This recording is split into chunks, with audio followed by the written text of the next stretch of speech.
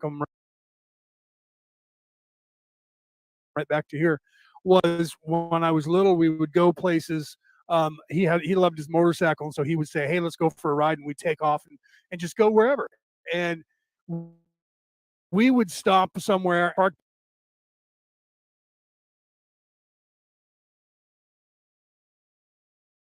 benches, and he'd go and sit on the table and put his feet on the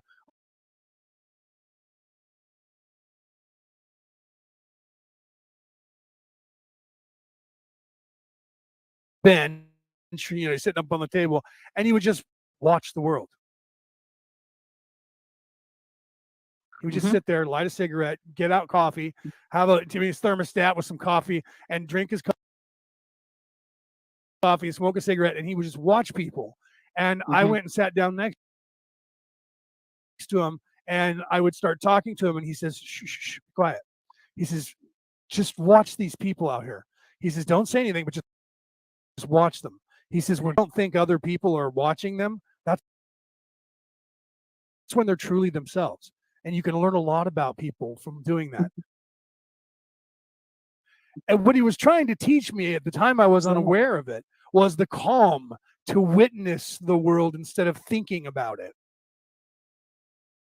He was Mhm. doing that, and instead of telling me why he was doing that, and what he was trying to have me accomplish, he was letting me experience it for myself and Mhm. hoping that I would. And at first, I didn't get it. I was just kind of sitting there watching people, and then pretty soon, as you're watching people, then I started thinking again. I'm like, I'm not supposed to be thinking about what they're doing, because he said just pay attention and don't start making up stories in your head about them.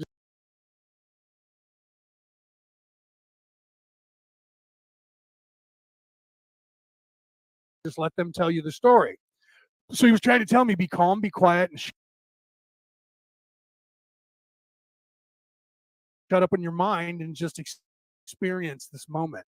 I've As done I that got so older, much. Mhm. and he was already gone, I actually started crying, and I said, "Wow, he knew this when I was a little boy, and he was trying to teach it to me, and here it's taking me another 10 years before I understood what he said." And I remember several times in my life when my father would say to me something, and then he would say, "You're not going to understand this now, but later on in your life, you're going to understand why I'm telling you this." He was Mhm. planting these seeds in my head of all of the stuff that has manifested in my life ahead of time. Mhm. And now I find myself kind of doing the same thing. And I wanted to get your take on that, because that's kind of what we're doing when we're helping people, right? We're giving them Mhm. tools that they may not necessarily be able to use right now. We're hoping that we Mhm. can give them that and they're ready. But if they're not, we're also planting those seeds for later, Exactly. teaching them how to fish, like Jacob said, Exactly. right? I love that saying about the fish. I even Yeah. put that on the picture with my son and my grandson fishing. I love that. It's one of my favorite. And that's exactly, I've used that term in explaining this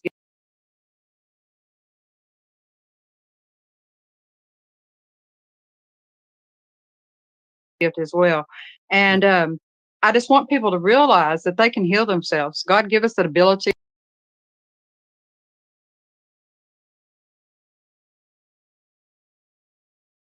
He give us the universe that we can manifest anything from the universe we want, you know?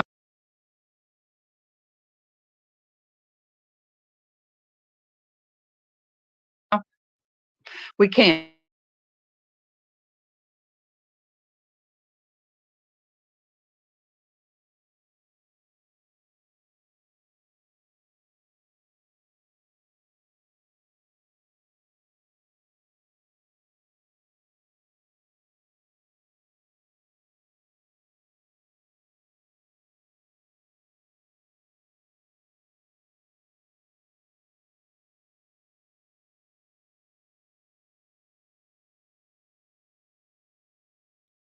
and I'm not going to be scared because that's just who I am. I'm not, Right. you know, because fear does nothing. I can remember being young, knowing things, seeing things, and it did sometimes frighten me. And I learned it didn't do me a bit of good. And I learned to overcome. I always just tried to face whatever fears I had, and just that's part of my adventure. And I do encourage others to do the same thing. I encourage everyone to do that. And the thing is too is that when you get within your inner self and you get that quiet, like you're talking about with your dad, that is so right. I even use that. You do your breathing, you get quiet. You're like above your body, sort of hovering.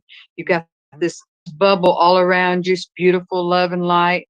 Your feet are planted, so you can't float away. So you're Right. grounded You there. can't float away, right? Yeah. That's right. You're grounded there.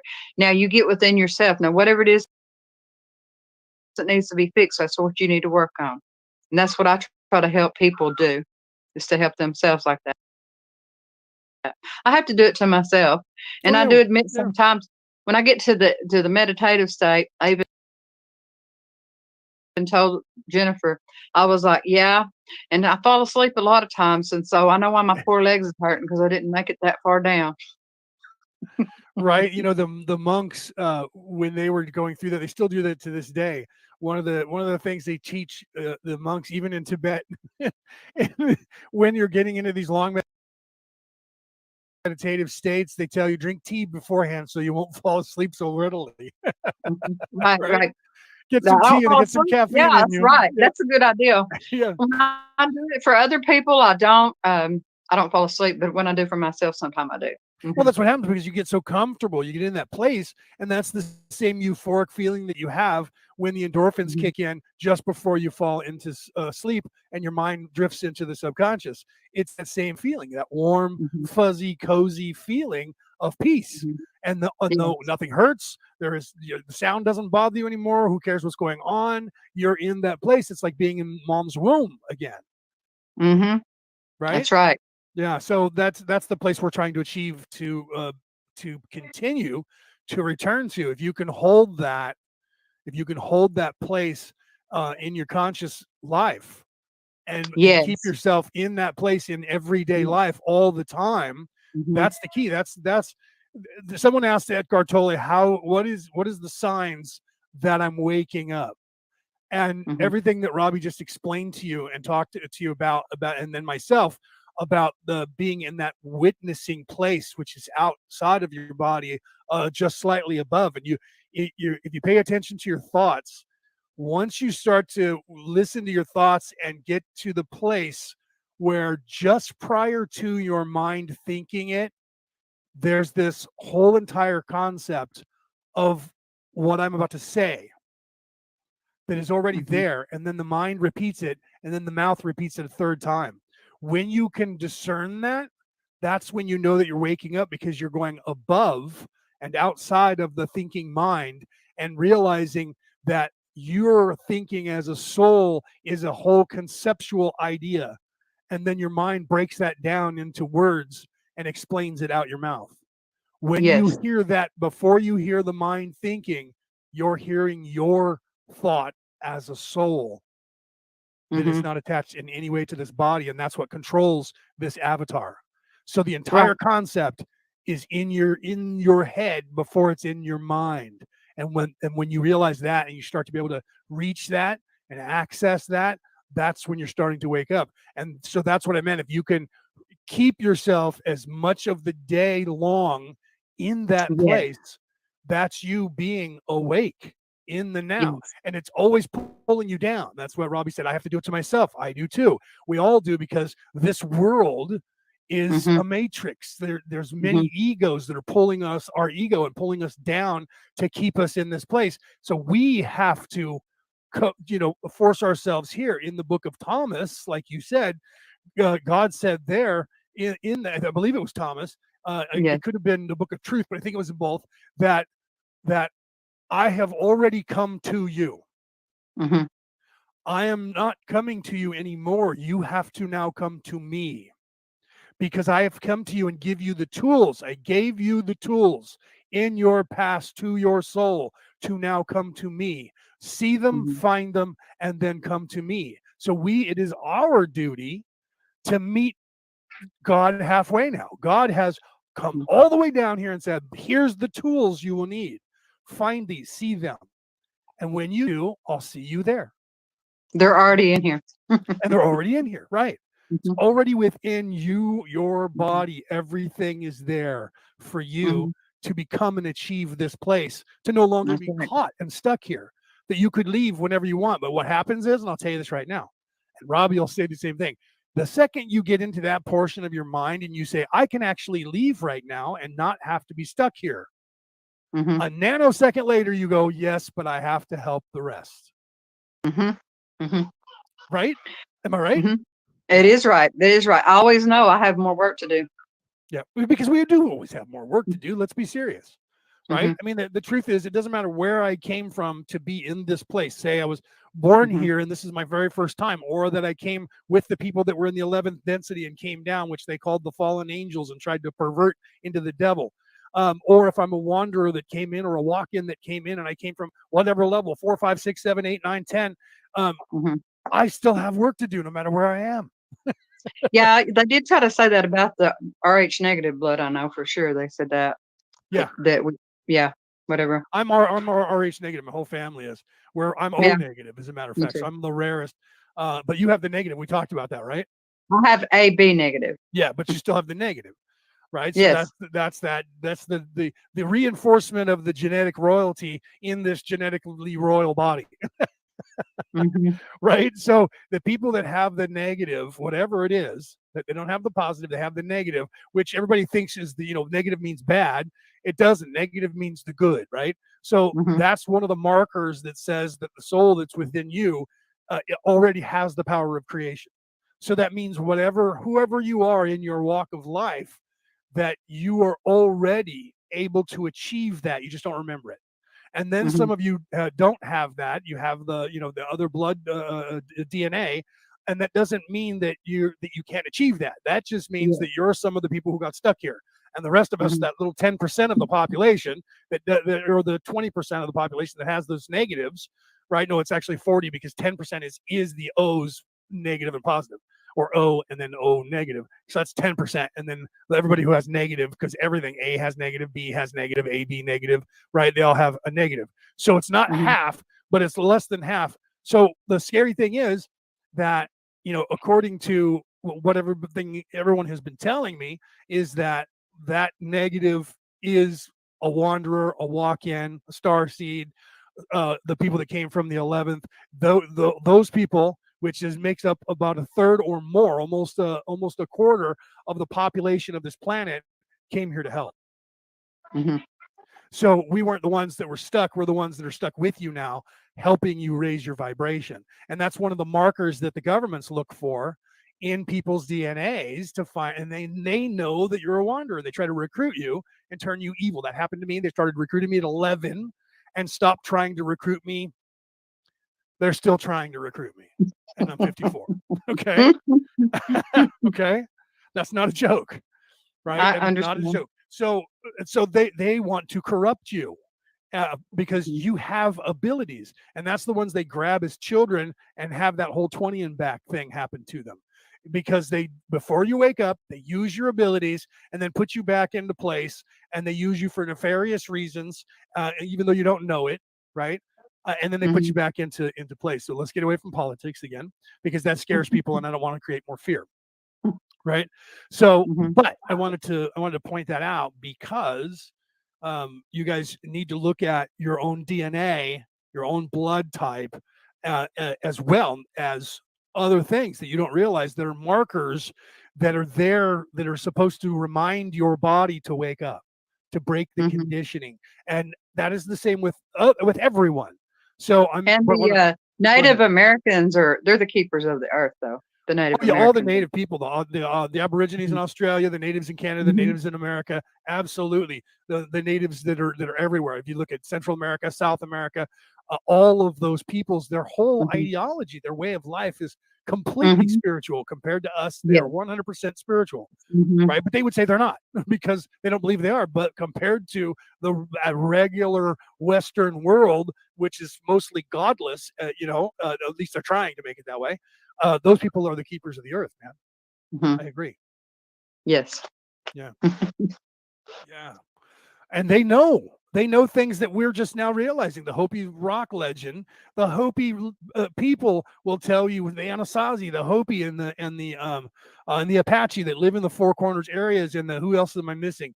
There's another two other big Native American tribes in the Four Corners. I used to Choctaw. live there. I know what a Choctaw, Choctaw is. yeah, Mhm. right. Well, then there's Mohican, but then we're starting to go further Cherokee, east. Cherokee's in Navajo. the Midwest. Yeah, Cherokee's Mhm. right there in that same area. That starts just at Blackfoot. like Texas, Yeah. Wyoming, right? Yeah, yeah. Mhm. So these tribes were still tuned in, and they tell you the stories of the different destructions of the planet. And the Aborigines in Australia can go back. I don't know how many. Some of the Aborigines say that they know 7 cycles. That we're on Mhm. the 7th cycle that they know of, and Mhm. our modern religion will only tell you about the deluge. Well, that was just the last one, the flood, right? Mhm. You can read the Kilburn Bible, which is over in Scotland. I was just telling Robbie about this yesterday, Yes. and it's a Mhm. Bible with the first 7 books are scrolls that came out of Egypt at the Crusades, or I mean after that, at Mhm. the Exodus. At the Exodus, further back, when Moses got the people to leave, these scrolls came with them and ended up with a monk in Scotland, and they took their scrolls and put it on. The last 6 books are their ancient scrolls, which is the basic creation story that you hear from all around the planet. And that in there tells the same story, right? Of a second deluge. Well, I'm sorry, a second death of the earth, and that was the meteor strike that destroyed the earth, and that would Mhm. have been 75,000 years ago, or the one prior, which would have been 125 or 27,000 years ago, because there was 2. So that's the Mhm. third one. So there, but I was trying to figure out if that was the one that was that the meteor that struck the super volcano in that time, or like Krakatoa and one of the others that went off in that short time period, or if it was the Younger Dryas, and it was the Younger Dryas. That's how far back that goes. That's just one I have scroll, to look it up and the again. Aborigines know of 6 more, right? Isn't that Mhm. crazy? That So they're is the keepers crazy. of they're the keepers of the planet. They're the keepers of the earth because they Mhm. they have they have survived. Their knowledge of the earth survives maybe eons. Mhm. Yes, I That's agree. crazy. See, Norma said, Norma, she's a co-host with me on Skull Island, co-creator of Skull Island. She said I'm O negative as well. See, Mhm. Mhm. so and I know They Peter say is too. I'm that pretty sure Peter they is. say Peter's that in the crowd. RH. They say RH negative folks attract one another. Yeah, I find that because my friends, my family, Mhm. and more people I ask, "What's your bloodline? What's your DNA, their blood type?" And they're like, "O negative." I'm like, "What the? How? Melissa Erdman, O negative. Aaron Fowler, O Mhm. positive." Right? Mhm. So I mean, look at these people that are in the crowd. You guys Mhm. are all have the markers. You have the markers of a wanderer or a walk-in, guys, or one of the Mhm. fallen, one of the from that came from the 11th density, who came down here, who are here still holding this place, holding it here. They're the line. They came down here to be the line, hold the line, while the rest of us wake up and toe the line. And they all have that same genetic marker. And here's the thing, guys: type O and type O negative DNA only arrived on this planet 10,000 years ago. Hmm. They cannot find it in history past 10,000 years ago. Think about Wow. that. Think about that. Scientists, mainstream scientists, believe that the people who have a DNA that is type O or type O negative are more genetic royalty than the genetic royalty that we already are. That's what I'm Hmm. told. And I know that we attract one another because that's just every person that I've met that has that marker. I instantly go, hey, right? So okay, so Peter says A positive O. Okay, so I think he's trying to say A or O positive. He usually talks into his phone. Sometimes his phone doesn't pick it up. So he could have went. O positive, right? Because that's how he talks. He's Irish and he talks real slow. And so he might have went, O positive, and it took O positive. So he's O positive. There you go. Right. So this right here is a core team of people, isn't that crazy? So It is. and I know these guys. I work with all these guys. Peter and I are in the coalition together. Aaron and I have collaborated 100 million times. We're friends. He's like my brother and his wife. And I'm working with Melissa. Right? He's one of these people with all the O's and the negatives out there, and we all know each other, and we all speak to each other on a daily basis. For crying out loud, right? We attract one another. Norma, we all attract one another. So there we are, communicating, collaborating, and we instinctively know. Aaron and I talked about this. We instinctively know that we can work together and set our egos aside for real, not say that we're going to, and then in some way try to like kind of take control of something that doesn't belong to you. We're completely trusting each other, knowing that we're not going to rip each other off. And we have this, we've always had that rapport. The first day we met, his wife said, this was years ago, and I was interviewing him, and we were hanging out like you and I are hanging out now. And they said, he's so easy to talk to. He's like hanging out with my brother. And I thought the same thing. I was just like, what's up, Aaron? Like I knew him forever. Right. Oh, I know. I have people like that too.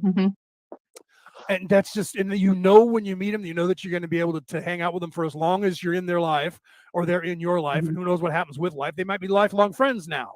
You don't know, right? You can't tell the future unless you're in that place. Right. So what was Julie saying? I'm going to put this up on the screen. My husband has 2 sets of dog tags from his Army's days and says O positive, and the other one says O negative.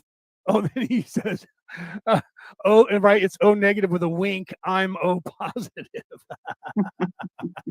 That's good. How's O negative? I'm O positive. That's hilarious. Oh no, Peter's saying he is A positive. Okay. So Peter's saying he is A positive. Go ahead. My oldest granddaughter, she is a lot Native American, and she looks a lot Native American. And when she was born, it was an automatic thing. She's also negative. She's B negative. And when she was born, she was laying over there in the little thing, and she heard my voice and automatically looked at me, and I automatically said, my, it's been a long time. It was just an automatic thing, and I knew, right. It was like, wow, it's been a long time. It was like deep within me, I knew. And so you do the same thing with people you meet as well. Yeah. Well, I told you that story when I was at church.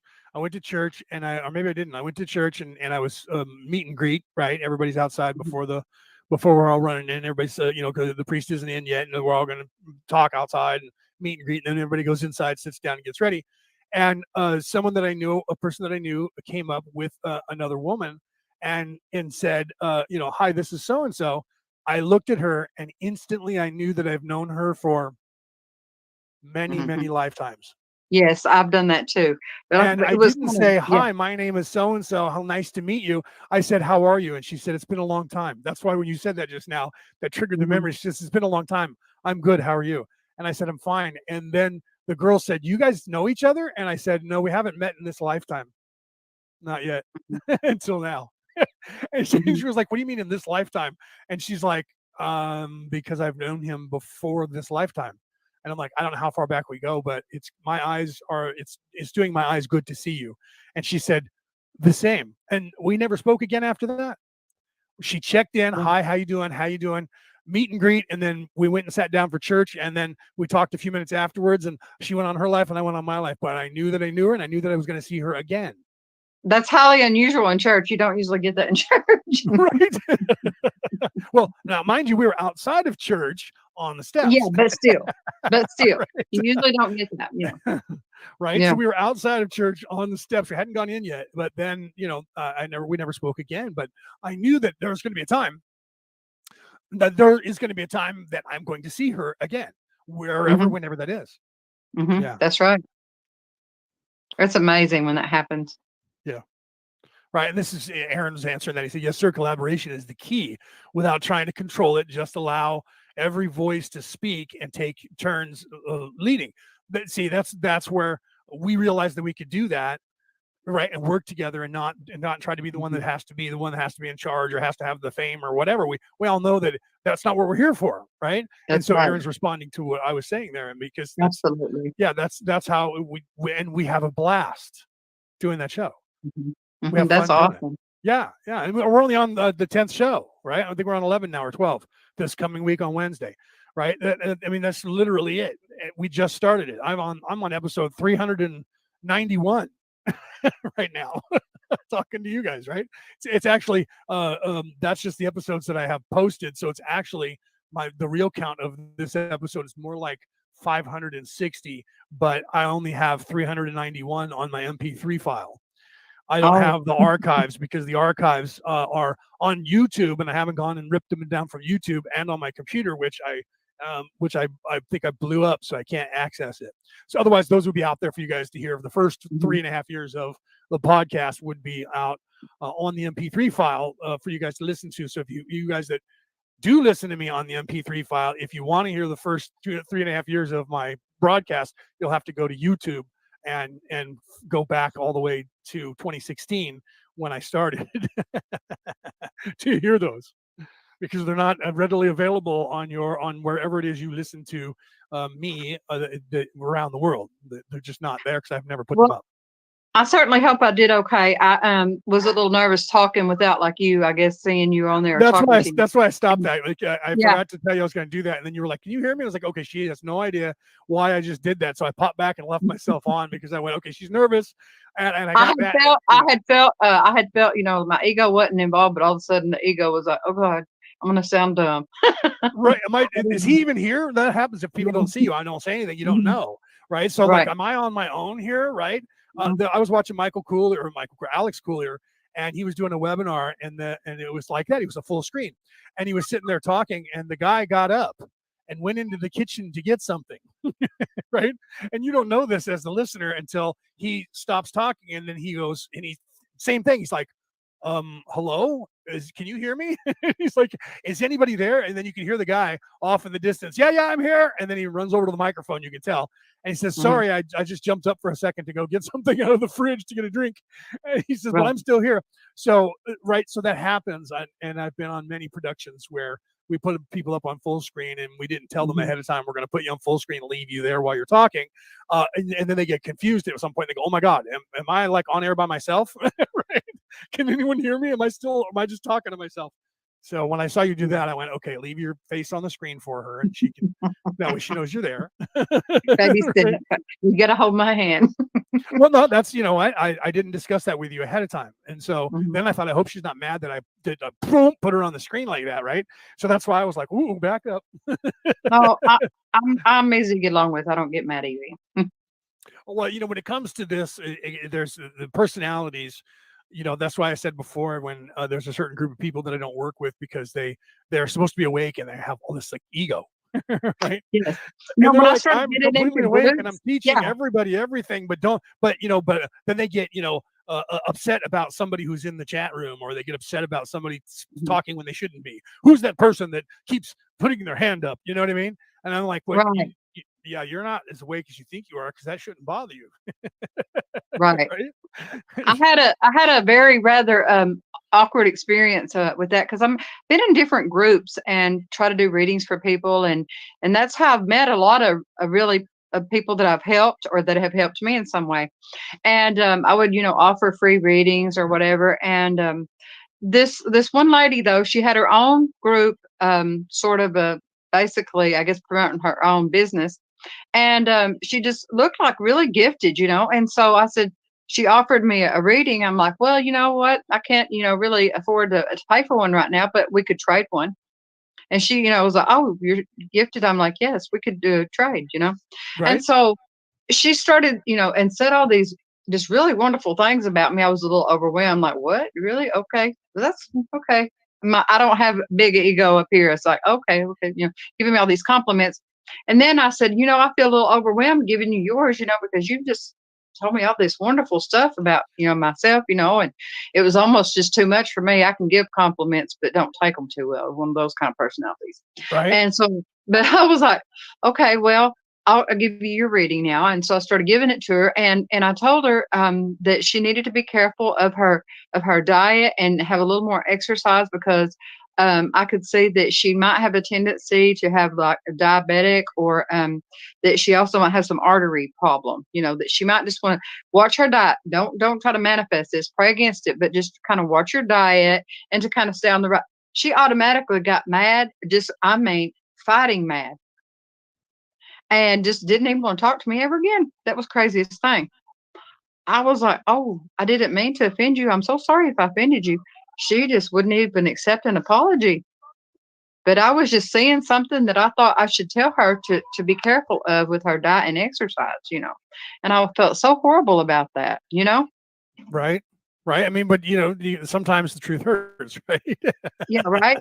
And another Right. thing, she liked this man and she wanted to stay with this man. I'm like, he's not your forever man. I'm like, I don't see him your forever man, but for now, you be happy with him or whatever. But I say you're going to have a child in the future, and this man's already, can't have anymore. So you're going to have another child. I was trying to give her, a lot of hope.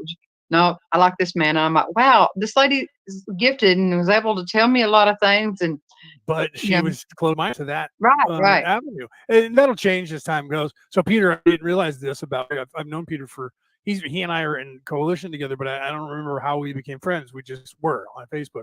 Hmm. He says the same thing. It was weird, but he was there from my very first show in the beginning. I didn't realize that, so he remembers it like it was yesterday. He was there.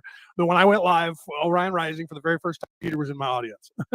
Oh, that's cool. Right, and And Robbie another here, thing too. Robbie Pop, Okay. she's prodding you. You don't have to do this, but I would like to, if you are willing to tell. You told me this story off camera. I'm hoping you're willing to tell the story to the people here. Robbie wants you to. She says, tell them the story about your dream. I call that more of a out of body experience. I think a past life Mhm. regression. Mhm. But it's my opinion. You guys can judge for yourself if Robbie wants to tell Okay. that. When she was Yes, of talking to course I Pontius could. Pilate. Mhm. So if you want to Okay. tell the story, go ahead, and Oh, I'll sure. shut up and let you Oh, yeah. tell it. Okay. Um, my last ex-husband, it's funny I say it like that, but it is what it is. So he did not believe in anything really, other than just the Bible, nothing spiritual, no psychic abilities, no visions, anything. So he had been off working and he come back and I was asleep and I was talking in my sleep, which is something I do quite a bit. I even walk in my sleep, do a lot of things in my sleep. And so, anyway, he started listening to me talking in my sleep and he started asking me questions. I feel like he was probably, seeing if I had been cheating or something because he'd been off working, which he should have known better. But my Right, right, point was is that he was, asking me questions to find out who I was really talking to. And so he said, "Who are you talking to?" And he said, I mean, he was shocked about this. He said, "You said you were talking to Pontius Pilate." And at this time, I mean, I hadn't watched anything about Pontius Pilate, really didn't know much about him, just right. knew a couple of small things in the Bible of his part, when Jesus was crucified. Yeah, and you didn't even know the backstory until after I No. told you, and then you went, Mhm. "Now it makes total sense. What was I Right, talking to right. him about?" So go ahead. Mhm. Yeah, So anyway, so then he was asking me, "Well, what are you doing? What are you talking to him about? What is he saying?" I'm like, "Well, I'm trying to reason with him. I'm trying to reason with him and change his mind or something, along that lines is what I was saying." And he was like, "And what?" And I said, "It's all prophecy. It can't be changed. It's all prophecy." And it kind of shocked me, but somehow whenever he repeated everything I had said in my sleep, I knew deep within my soul, I always had that I was there when Jesus died. Uh, and to me, a lot of people they want to portray themselves as a past life. I was Cleopatra, I was somebody, whatever. But there has right, to be other people too in past lives. I mean, we all couldn't be just right. you Nobody, know we can't be 20. all kings and queens. There's a That's bunch of us it. that Right, were right. serfs and peasants, right? Yeah. That's exactly right. That's I can't exactly right. remember a past life. I haven't yet of a past life where I was any kind of royalty ever. Everything that I've dug up on my past lives have been just some mundane guy. I was a bank robber in the old west out here in the United States, and I got gunned down robbing a bank with a bunch of people. The citizens got tired of robbed, and so they all got together and they set us up in this one town. We went into the bank. When we came out, they shot us all up, and almost killed all of us. I was the last one out of the bank. I didn't make it onto my horse. Leonard, I must have known you then, okay? I must have known you then. I don't remember this past life, but listen, when I was a little girl, 6 years old, what I asked for Christmas was shiny cap, guns, and a holster. And I had my fringe, and anyway, always, and I wanted a toy train. I wanted a toy train, and I wanted guns. And I always was drawn to that. Except I used to wear like the Indian stuff too, and I'd always tell my mom I would go back. I would live with them Indians if I was back then. I'd go live with them Indians. So Right. The movie Battle of Little Big Man with Dustin Hoffman, Yes, yes. that resonates with me. Dances with Wolves, those resonate with my soul. Right. So I don't Well, I know all was the native. details. I was native once here in California, which is really bizarre.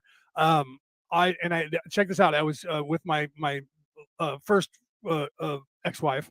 Um, we were at her parents' house. She was living in her parents' house, and they had a jacuzzi out back. They had a deck you walked out on, then it went downstairs, and halfway down was a jacuzzi, and then it went downstairs down to the lawn and the area, in the backyard.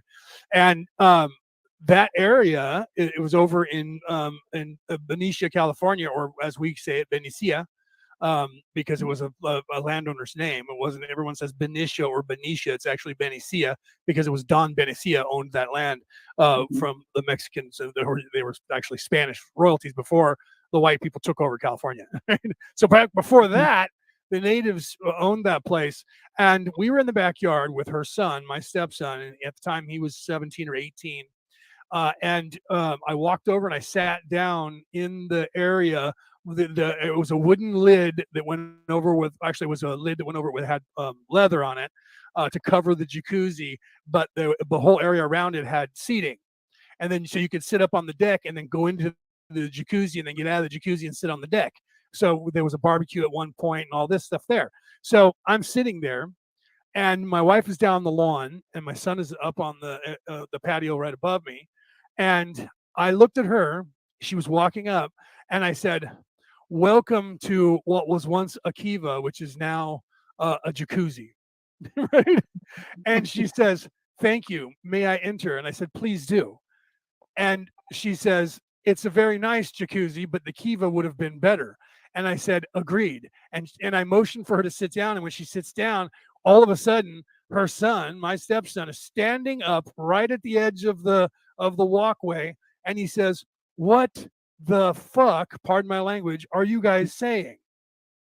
And I turned and I looked at him and I said, "What are you talking about?" Well, all this land used to be a Native American owned land, and this particular place in the grove of these trees in this valley was a meeting place for many Native Americans, and they used to come to this backyard where we are. And he says, "How do you know this?" And I said, "I don't know. Why did you ask?" He said, "Because until now you weren't speaking English, Wow. and neither was she." and, I have and talked other languages in my dreams and too, to apparently other we were people heard me. speaking in whatever that Native American language was to each other. Mhm, I heard mhm, it as English, and so did she. He heard it as a foreign language and knew it was a Native American foreign language. And he said, "Until you just now answered me in English, I did not understand a word that you guys just said to each other in the last 3 minutes." mhm. That's That's crazy, right? I have talked in my sleep in other languages. People have heard me that I don't know. I do that. They've told me I speak in Gaelic, and I don't know very much Gaelic in this life. But Mhm, apparently, when I'm asleep and I'm talking, most of the time it's in Gaelic. Everybody in my mhm, family who understands Gaelic are like, "You're saying some stuff that we're not quite sure we understand the weight of it." And I'm like, "What is it? Does it sound like prophecy?" They're like, "Either that or you're like talking to God." mhm. Like, really? Right. But I Mhm, don't know that much Gaelic in real life. I have to ask Peter most of the time. What does this mean in modern Gaelic or ancient Gaelic? Because Peter's like the whiz. He knows all of that stuff, right? So he and I know some of it, but not as much as he does. I'm hoping to learn Gaelic so I can speak to him more in Gaelic and get us both back doing that. But that's yeah. just crazy, right? I had the dream about one time I told you this when I first met you about there was a spaceship come down and lights were just everywhere, just going around, and it was so big and so bright, and thought it was like gonna hit me or somehow. I'm talking about the lights above me, whatever, feeling like that, just like ducking, not knowing what's going to happen. And I remember the door opened on the ship, and and the lights were just so bright, so every which way, just so bright, and this thing was enormous. But inside, no one came out. This beautiful bright light was shining from within all the way out. It was just beautiful. God was in there. And he started, at the time, I think I was concerned with the husband I had, that I was afraid I was going to probably die. And I was worried and praying that I could maybe, not die because I had a child to raise. And so God was talking to me and telling me I'm going to live a long time.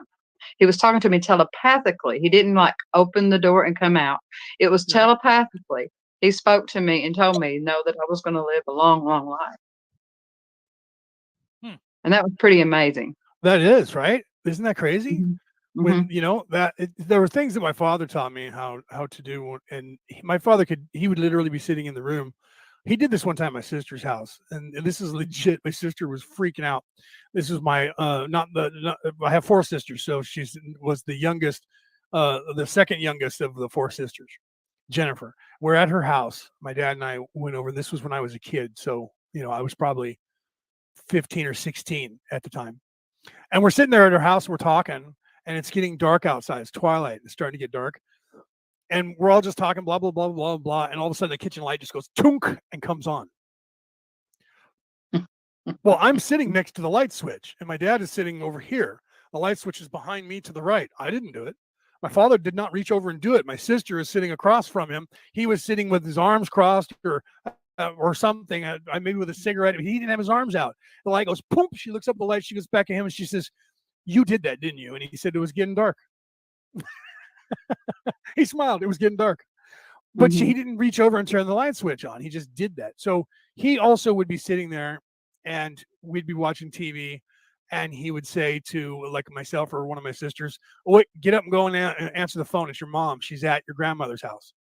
"What are you talking about?" And then the phone would ring. And then they'd go to answer it, and it was exactly who he said. I did that too. And my kids have done that too when they were young. They would know who was outside before, and we weren't expecting someone, and they could tell me who was outside. So kids are all born pretty psychic too, but they're taught otherwise. The society teaches them otherwise, to not, to listen to the inner self. It's Right. true. Well, I've been told that a lot of us, but some people more so, I was told many times and by many different people that my energy arrives before I do. Hmm. My stepson would notice that whenever I was coming over, his dog, Stella Luna was her name, by the way. Oh. Beautiful, right? She was a American pit bull mixed with a Dalmatian. So she had all the spots and everything, but she was an American pit. So she was all white with the brown and black spots. And you could tell there's a Dalmatian in there, but that's all pit bull, right? Mm-hmm. She was beautiful, great girl. She died, she had cancer, but she lived a long life before that happened. So she would get up and run over to the window and stand up looking out the bay window and wagging her tail. And Christopher would see that, and he'd go over and he'd go, "What's out there? What's out there?" And he's thinking that there's a cat or a dog. And every time she did that, she'd be looking up the hill, wagging her tail and looking up the hill. And then I would pull up. So she knew either she would hear the sound of my car or she knew my energy. And another time when that happened, he was not in the room, and she got up and ran over to the window, and his mom was there, and she said, "Oh, well, Luna's going for the window again." And he says, "That's because Leo is about to pull up." Yeah, animals are psychic too. Yep. And they are. Yep. They much. Leo's about to pull up. And so she told me when I came in, she said, "Your energy gets here about 35 seconds before you do every time." And I'm like, "Really? Is it that far out?" And she's like, "For the dog, it is." Like I'm clockwork. not sure. If that dog jumps up and you're expected, and I go click with a stopwatch and go 3, 2, 1, I'll go down the hill and pull in front of the house every time, she said. And I'm not sure how many people on here that are already awake with their gifts and experience things, but the spirit world will, all of a sudden you will have spirit show up here and there, and you will recognize things, and you'll have experiences you never did before. Like I said, I've always had it. Wherever I go, there's spirit activity. Just for instance, I was telling Jennifer and them the other day, I found my biological dad. I didn't have a name or anything to go on, and I found it through the DNA, through finding his first cousin. But when I went to meet him, here I'm in my 50s, I'm like, "Are you my daddy?" kind of thing. That's kind of awkward in the first place. But, I just wanted answers. If we could have a relationship, that'd be great. But I just wanted answers and to know certain things. So when I went to their house, and his wife was still alive then, because that's a couple of years ago. And when I walked in the house to sit down with the DNA test and everything to present, stuff just started falling off their shelves, just falling off the shelves. Right. And I'm like, oh, you have spirits. Okay. Well, I'm not sure if they're happy or upset that I'm here, but hey, I'm here. Right. Right. But it was, I Yeah. have this a lot. I have it a lot, and I don't know if everyone else does, but it's common, and you will start seeing things. And some people who've never seen ghosts or spirits, they will if they're around me. You know. Yeah, and that happens, and people don't realize. If their third eye's closed, they're not going to see that stuff anyway, so they don't know. You know what I mean? Mm-hmm. I walk into a place, and I can immediately. I walk in, I'm like, you guys realize there's a guy, and I did that at her parents' house. I said, you guys realize that there's a man from the First World War who's wearing his army uniform, who resides in the basement of this house. Yeah, I just. Have you ever heard of Eureka Springs, Arkansas? I don't think so, but go ahead. Okay, it's one of the most haunted places, like listed among those. Well, it's a beautiful, beautiful place, and they do have a great passion play they have that is phenomenal. I saw that when I was about 14, but I went there a few years ago during the winter months. Hold on, I got a call. I'm declining it. And anyway, I went there. I wanted to go on the ghost tour. I wanted to see the different places or whatever, and it was so fun for me because while we were on the ghost tours, I'm like, okay, well, what about this person that was also here in this room that his body was also shown? It was a little boy. What about him? You are not talking about him. And all of a sudden they stop and look at me and they're like, yes, you're absolutely right. Right. And I'm telling them stuff and I'm like, okay, well, let me tell you the rest of the story. And they're like, and I even mentioned sometimes I'm a show off and I don't mean to be, but I'm like, but they're not talking about this. It needs to be told. They're wanting, these spirits want to be sometimes just recognized. Right. That's what. All right, I got to give a shout out real quick. Omar's in the crowd. He said he was over on YouTube. I don't know why, brother. I don't know why I didn't see your remark. So I'm glad you hopped in over here. Omar has Watchers Talk is his podcast, and he puts on, that's his corporation, his company. He's putting on a bunch of webinars. He's putting on a really big webinar coming up for the solstice. My God, man, I didn't realize. He said he was going to do 111 speakers, and he did it. Now that thing's 10 days, bro. So I got to give him kudos. Omar is the guy who got me started. He was the one, I was working with him on Watchers Talk, but I was not. I was actually just helping get talent for him. And he said one day, I found Neil Gore, who owns Portal to Ascension, and his wife, and I wanted to interview them or have him interview them. And Omar said, why don't you do it? I want you to do it, and I'll be co-hosting. So if you get nervous, I'll take over.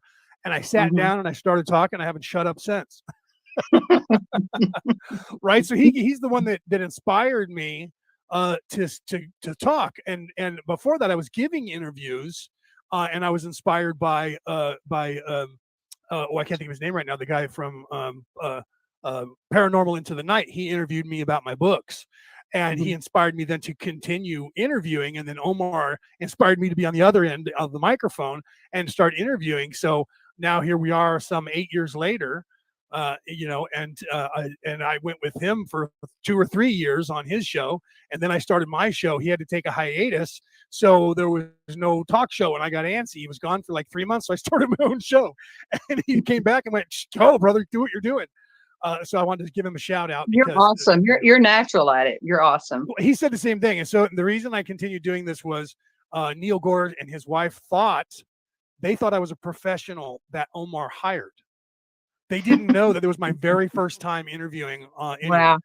And they were just like, wow, this guy is great. Who's this guy? So they told me that. And I was like, dude, you're my very first interview. And they're like, no way. You need to be doing this. You got the voice. You got the charisma. You ask the right questions. So here I am. So I wanted to give kudos to Omar. Dino, thank you. Omar remembered. I couldn't remember. Dino from Paranormal Into the Night. Dino, how do you say his last name? I always say it wrong. Dino Pruitt or Hewitt. He's the owner of Paranormal Into the Night, a very successful podcast that is even bigger than mine, or it was, and he went off the air for a few years. So yeah, so I had to give him the shout out because I mean the truth is, if Omar hadn't kicked me out of the nest and said no, you interview, had he not done Mm-hmm. that, I probably would just be a speaker and not doing anything else. Mm-hmm.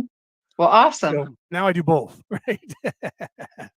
now I speak too much and I talk too much and I have my talk show, but you know what? I'm helping people, and so I You just are. want to give him a good shout out because I didn't see him for some reason in the chat from YouTube because he said he was saying hi in there, but he switched to come over and I didn't see it in the crowd. I just kind of went back to him like, where the hell is it? Mm-hmm. So I don't know what happened. So wires got crossed. Maybe I was off air for a second and it didn't come through. I don't know, brother, but I saw you on Facebook.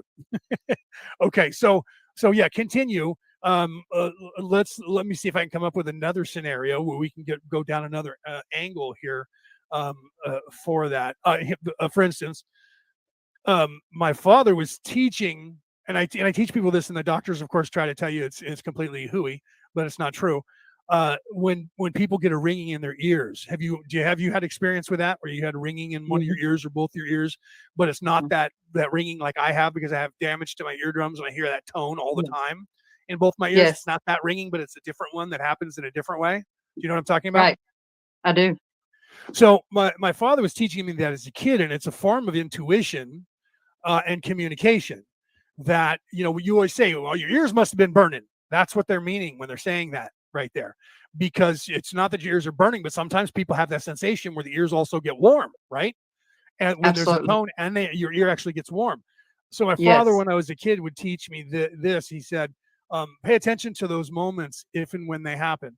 And if and when Mm-hmm. they do happen, think about people, all the people that Mm-hmm. you know, family members first. Usually, the closer the people are to you, the more they're going to be tuned into you, and then go out from there. When you say a person's name and the ringing stops, that person was thinking about you or talking about you. Usually, sometimes they'll call you immediately or whatever. And that's what he Something said. happens. Sometimes they're going to call you, Mm-hmm. right? They do. They Or do. somehow you're going to have contact, and they could drive up. They could call you on the phone. He says that's how I know when the phone's going to ring and who it is. Yes. Because Yes. the type Absolutely. of tone I'm getting, I know that it's a Mm-hmm. phone call that's going to happen, not a driving up, right? But it's Mm-hmm. a phone call, and he would know all kinds of stuff. He sat up in his bed in the middle of the night. He woke up. I remember we were in the other room. Of course, we all had our own. Well, my brother and I were sharing a room, but everybody had their own rooms except for us. We were the youngest, so we were sharing a room. At the time, we were like 7, 8, and he wakes up and he's sitting in the bed and he lights a cigarette and he starts crying. My father never did that. I mean, he smoked in bed, but he never cried, hardly ever.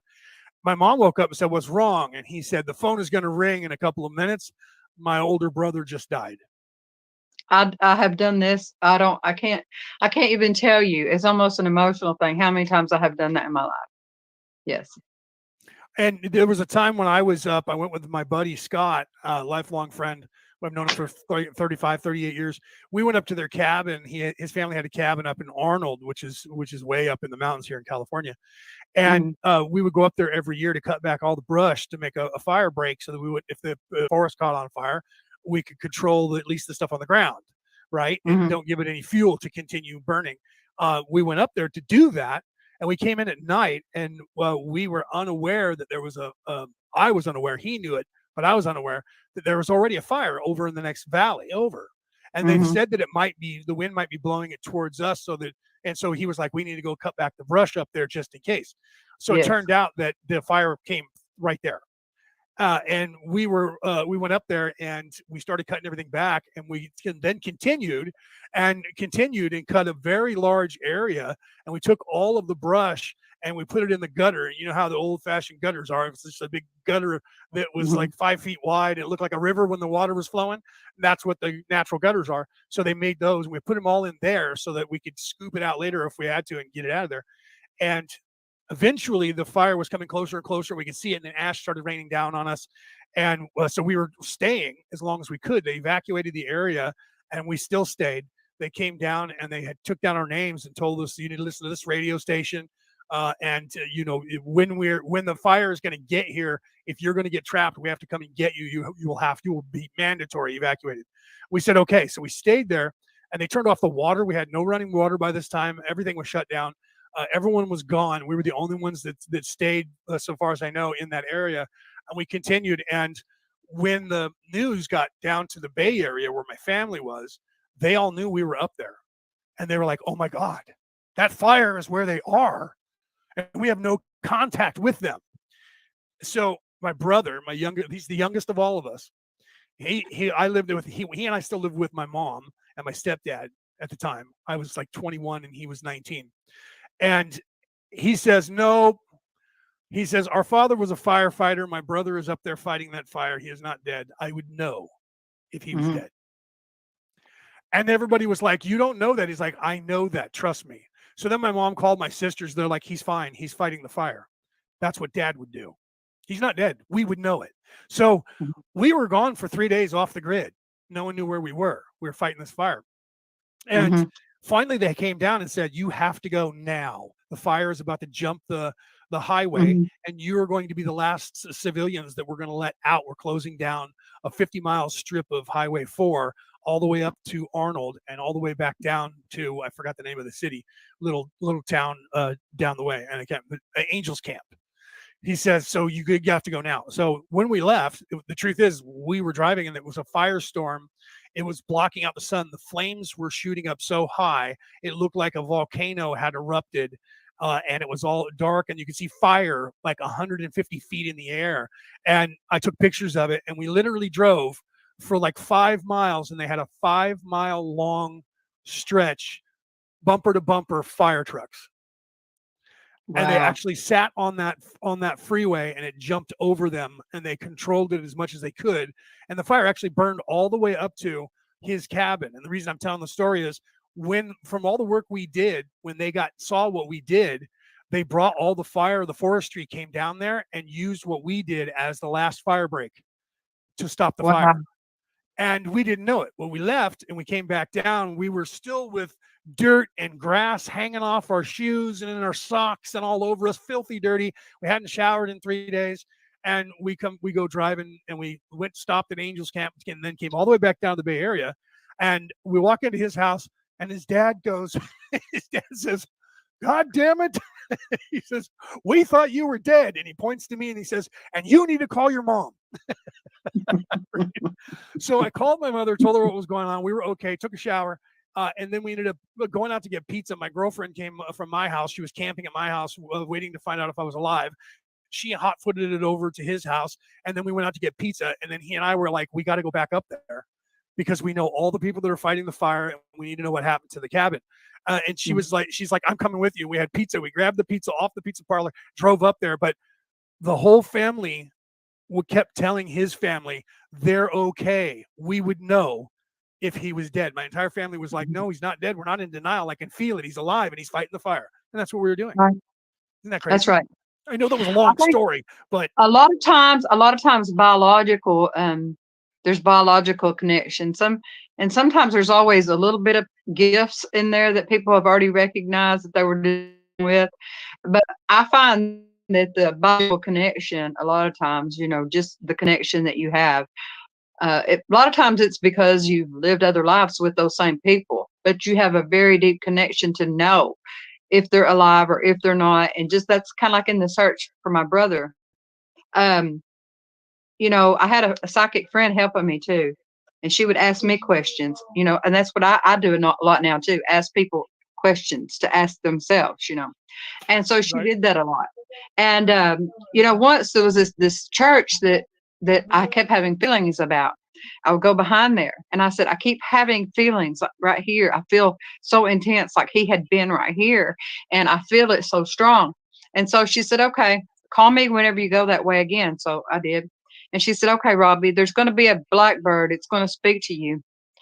And about that time, this great big old blackbird, I don't think it was a crow, maybe just a raven. And it started, squawking. And she says, now what is he saying to you? And I was like, he's saying he's here. He's here. He's here. But I got so upset. I said, but he's not fucking here. I was mad. He's not fucking here. Guess what? He was 200 yards from there. Wow. I finally had to go around another route in the land to find. And there was this man, this old man, and he was like really gifted, and he used a dowsing rod a lot, and he let me use it a lot. And he said, I know where you need to go, and you're going to find him when you go there. I said, okay, but my brother already came to me in his spirit and said, I can't see him. Right. Because his name's Robert and I'm Robbie. So that lady said, she told me, she said, you're like twins, soul twins. I said, duh, my mom didn't name us Robbie and Robert for nothing. It means the same thing. Right. So, yeah, right. That's where I am. But anyway, so all the different visions I can tell you, it was a long, a lot of different experiences psychically and visions and whatnot. But even I dreamt it 20 years to the day before it happened, nearly everything just like it happened. Vividly. And that did help me in the search quite a bit. But anyway, so I got around there, and so I knew that I was going to have to put my kids into finding him, which was very difficult for me. But that's what was going to happen because I couldn't physically see him, and I promised I wouldn't. I told him. So there was something across this little waterway. So I asked these folks that own this land, can my kids and my best friend's son use this? They think it's something over there. I know we're searching for my brother. Thank you for letting us come on your property to take this route. And I thank you so much. We're very grateful for that. But they say something over there, and I know it's not nothing, but they want to go over there and see it to see if it's something. And they're like, okay. So they got in the boat and they went over there. It was nothing. I knew it was nothing. And they said, okay, which way? And all of a sudden I just got so weak in my knees. And I said, to the right, and it wasn't even 5 minutes they found him after we'd already been searching 10 days. But I just went down to my knees. But then I got up and started walking really fast. And my daughter, she felt it too. When she pulled in there, she didn't want to pull in that driveway. She said, I ain't going down this driveway. I said, okay, Cheyenne. And she's like, no, I ain't going down there. She felt it. She knew what was about to happen, that she was going to find him. And I'm like, okay, Cheyenne. So I just got out of the truck and started walking. She's like, Mom, I'm sorry. I said, no, it's okay. I understand. Right. Yeah. I do understand. And I was so grateful that we were able to put him to rest. And you have to be that way, because I was already talking to him in the spirit realm. He was telling me I could not see him, Right. And so I had to keep that. And it wasn't easy for me to keep that, but I did, But the feelings, you get those feelings, Yeah. Well, and and a lot of that, like Aaron had made the comment a lot earlier when we were talking and kind of hitting on this, and you can't unsee the stuff that you see. That's right? it. Yeah. So that's why I tell people, when you get to that place where you're about to jump off, that precipice of understanding. That's when they tell you that, be careful what you wish for, because you just might get it. That's what they're talking about. Right. Well, That's what they're talking about, because once you start to expand your mind, like to quote Yoda, forever will it dominate your destiny. But he at that point was using that as the analogy for the dark side, right? Once you start going down the dark path, forever it will dominate your destiny. But on both sides of the coin, it's the same, right? Once you start trying to wake yourself up, then there's no going back. It's not like the Matrix. Well, I guess there is if you do it early on. But once you pass a certain level of understanding, you can't go back, right? Mm-mm. Yeah, you can't go back. That's right. You can't unlearn it. You can't undo what you know. In the beginning, it's like what they said in the movie Willow. You have to unlearn everything that you've learned. Once you do that, you can progress forward. But once you start, going forward, it becomes harder. And then once you make that decision to start waking yourself up and looking in and going down those rabbit holes, then it becomes harder and you can't go back. That's right. Yeah. But that's the thing. We do have to retrain our brain. We have to retrain our way of thinking, because society and everything has taught us the ways that we're supposed to be. Well, screw that. Screw that. Right. And you can manifest good. We all have manifest bad all the time. We have some kind of symptom. We look it up on the internet. Next thing you know, it's in our head. We have this. That's just a small, for instance, but people do it all the time. Right. Absolutely. They get worried about it and they manifest it into their life. Yeah, see, that's what Omar's saying. He says, don't wish, make an informed intention, and Exactly. then positive, right? Because if you, and that was, we kind of ran into this on Skull Island on Wednesday when one of the guests was on there, and she had said, talking about she'd met people that were stuck and would never become unstuck. Mm-hmm. And I said, well, we have to be careful when we make comments like that, because by doing so, that's a reflection of you. You're judging them, which means it's judging yourself. And Yes. that hurt her ego, and she got kind of upset with me. Mm-hmm. And continued going back to that, me saying that to her 3 more times during the broadcast, and all the co-hosts and the other guests that was on were trying to help her to understand as well, without being adversarial. But she was putting me in that adversarial role, because I said that. And I said I didn't say that with malice intention. I say that to everyone. I just said it to my sister, who said something negative about herself, and I said, you have to stop with that. That's what Mm-hmm. they were telling you in the secret, the books, Yes. and Mm-hmm. the whole secret of the, Absolutely. was the secret to get all the negative out of your mind. You don't Mm-hmm. say to yourself, my second ex-wife, her father we used to call him God damn it Jim, because he started every conversation with God damn it, and then said the name of the person he was talking to, right? That's literally, I heard that out of his mouth, and then you just listen for the word. Is he talking to his son, his daughter, or his wife? Right. And Well, so her name's Melissa, and he would say, God damn it, Melissa. And then he would yell whatever it was he was going to yell at her. He wasn't a horrible man, but he had his, he had a rough upbringing, and he was very gruff. yeah. But as he got older in life, like everyone else, he mellowed out, and he loved her to death, and they had a beautiful relationship. And he just passed, and she's heartbroken. But Mm-hmm. then she got into